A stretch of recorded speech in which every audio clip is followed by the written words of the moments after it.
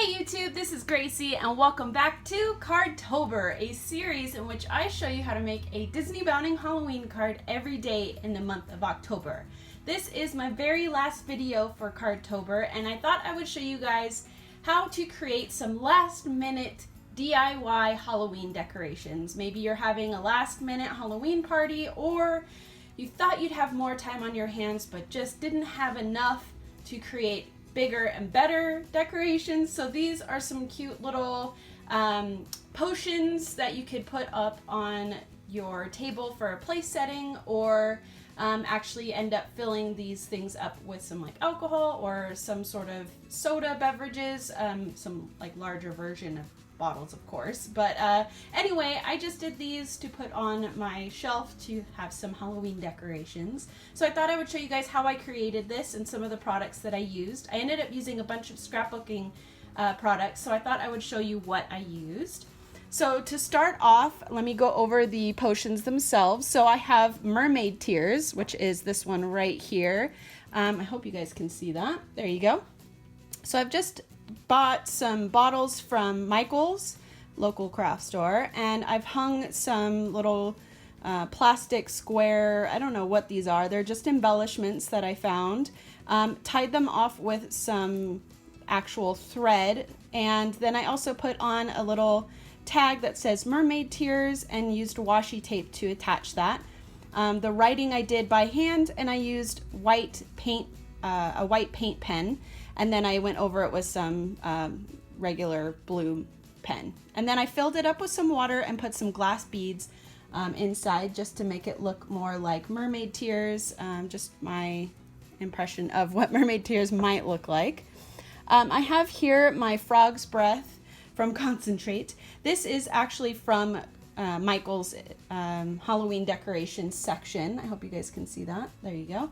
And this I loved because it reminded me of Nightmare Before Christmas. The Mermaid Tears, by the way, is a reference to Pirates of the Caribbean #4. I love myself some Pirates of the Caribbean. And then I also have some Lillyweed here.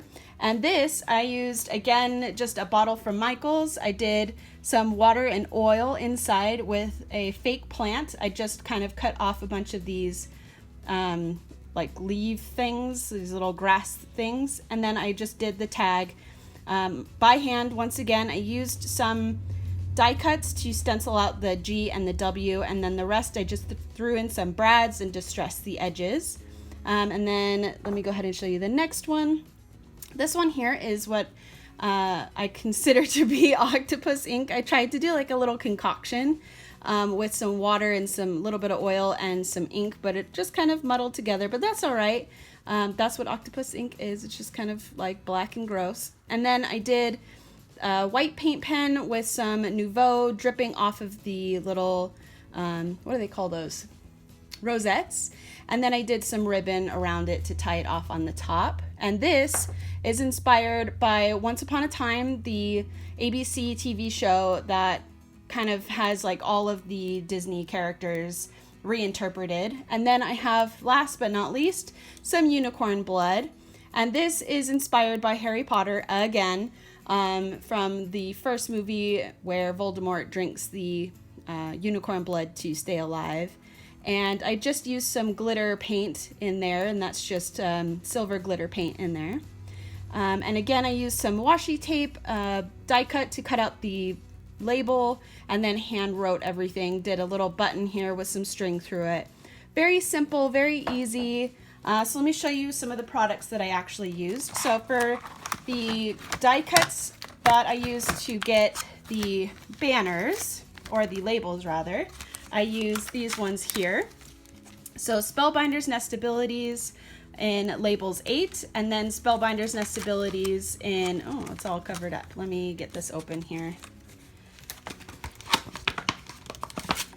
In labels 4. So these are just 2 of them that I used. I had some extra cut out labels already, so I just used the scraps from a previous project. I've used the Spellbinders etched alphabet to do the G and W for Lillyweed, and then I just stenciled that and then rewrote with some gold marker or gold pen around that. I've also used this distress ink in Vintage Photo from Tim Holtz to distress the edges of the Lillyweed label. I use this color especially on anything that I need distressed because this stuff comes out looking amazing. So I highly recommend that guy. To put down most of the labels, all I did was used my Tacky Dot Singles because I wanted it to be temporary. I wanted to be able to do different potions or use the bottles again for something else. So that's what I've used to attach all of these labels except for the frog's breath because I didn't make that one. This is the washi tape here that I used on the back of the unicorn blood label. I just took off a big piece and literally just stuck it on there, and some of it got ripped, and I actually really liked that. I was going to use a fresh piece, but then I just really liked the look of like how maybe like a witch would have put that label on herself. And yeah, the next thing I used was Nuvo in Crystal Drops. This is the stuff I used for my octopus ink. I put that all the way around and just wherever I wanted it to kind of be like drippy and cool. And then, like I said, I used some washable glitter paint in silver. This stuff is super, super old. I've had it for I don't know how long. You can even see it's all turning gold at the top because it's just really old. But it works fine. It all works out in the end, right? So anyway, I hope you guys enjoyed today's video. If you did, give it a thumbs up, subscribe, and I'll be leaving a link to the playlist of Card-tober at the end of this video, so stick around for that. Anyway, I hope you guys have a happy Halloween, and I'll see you next time. Bye!